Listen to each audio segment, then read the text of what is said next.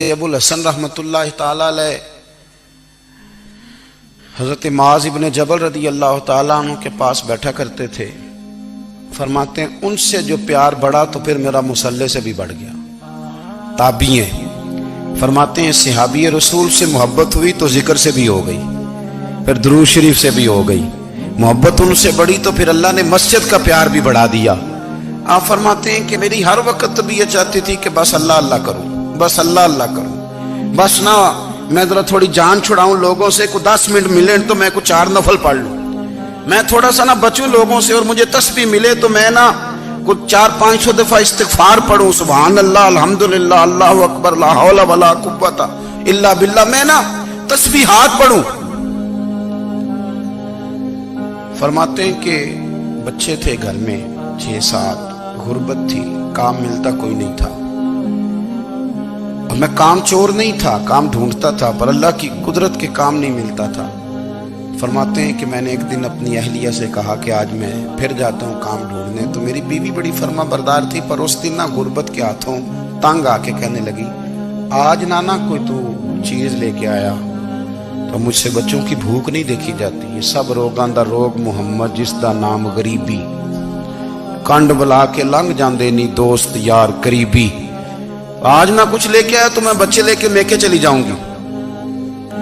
شیخ فرماتے ہیں کہ میں بڑا پریشان گھر سے نکلا، پر میں نے صبح سے لے کے زور تک کام ڈھونڈا، کام ملا کوئی نہیں، تو میرے دل میں خیال آیا چلو کام نہیں ملتا تو اللہ اللہ تو کرے نا، چلو بندوں کی مزدوری نہیں ملتی تو رب کریم کی عبادت ہی کرتے ہیں۔ فرماتے ہیں کہ میں نے نا فرات کے پانی سے وضو کیا، نہر کے، شدید دھوپ تھی، ساتھ ریت تھی اور ریت تپ رہی تھی، میں نے اپنا رومال وہیں مصلی کے طور پر بچھا لیا، اور فرماتے ہیں کہ زور سے لے کر عصر تک نماز پڑھی، دھوپ بھی پورے زور پہ، پر میرے سجدے کا ذوق بھی پورے زور پہ۔ فرماتے ہیں سورج بھی چمک رہا ہے اور رب کی عبادت کا ذوق بھی پورے زور پہ، میں سجدہ کروں تو پھر میرا اٹھانے کو جی نہ چاہے۔ میرے استاد لکھا کرتے تھے، یہ ان کا شعر ہے، وہ کہا کرتے تھے مجھے سوز دے، مجھے ساز دے، اور مجھے نیم شب کا نیاز دے، دم سجدہ خود کو میں توڑ دوں، مجھے ایسا ذوق نماز دے، اور میں تیری بہار کا پھول ہوں، میں کھلا بھی ہوں تو تیرے لیے، مجھے میری شاخ سے توڑ لے، مجھے اپنی زلف کا ناز دے۔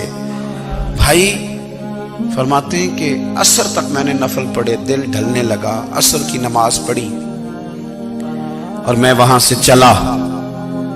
اب میں جب نکلنے لگا تو دل میں خیال آیا کہ چھوٹی چھوٹی دیواریں ہیں گھر کی، بغیر کچھ لیے جاؤں گا تو بیوی دور سے دیکھے گی تو شور کرے گی کہ پھر خالی ہاتھ آ گیا ہے۔ کہتے میں نے اپنی اسی رومال میں جس میں میں نے نماز پڑھی تھی نا، رومال میں کی آخی دے پنجابی جسافہ کہتے ہیں، اسی میں نا میں نے کچھ ریت بھر لی کہ وہ دور سے دیکھے گی تو سمجھے گی کچھ لے کے آیا ہے، چلو جا کے اسے بتا دوں گا کہ آج پھر مزدوری نہیں ملی۔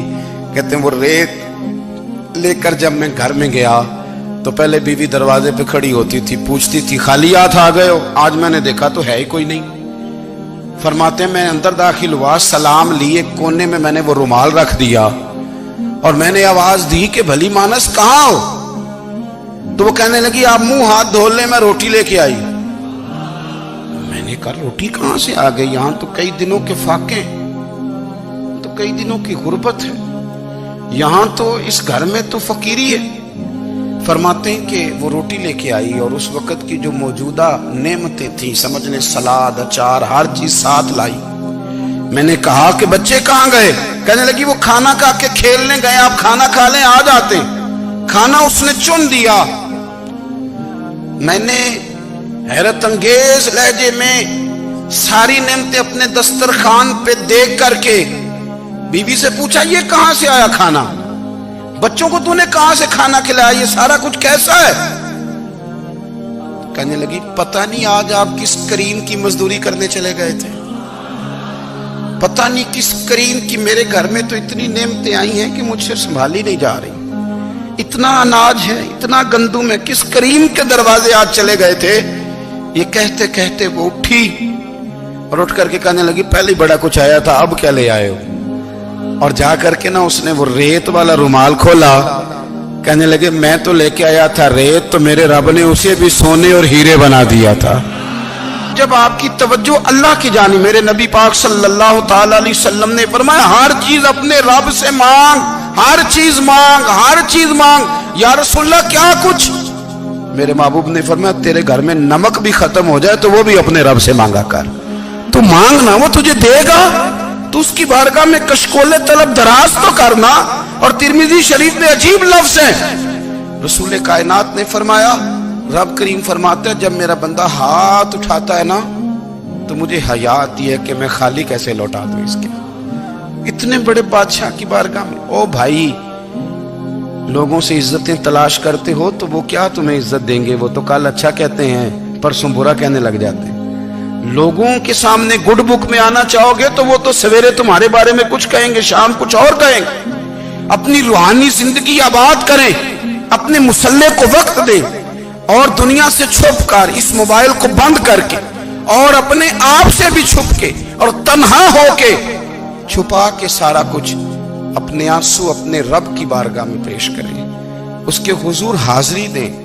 سنو نا ترمذی کی حدیث، اور اسے یاد رکھنا، نبی پاک علیہ السلام نے فرمایا اپنے دکھ لوگوں کے سامنے نہ بیان کرنا، سیٹھوں نوابوں کو نہ بتاتے پھرنا، دنیا داروں کے سامنے جا کے نہ رونا کہ میں تکلیف میں ہوں۔ فرمایا اگر دنیا داروں کو دکھ بتاؤ گے رب تمہیں کبھی غنی نہیں کرے گا، اور لوگ ہیں کہ الٹا مذاق اڑائیں گے۔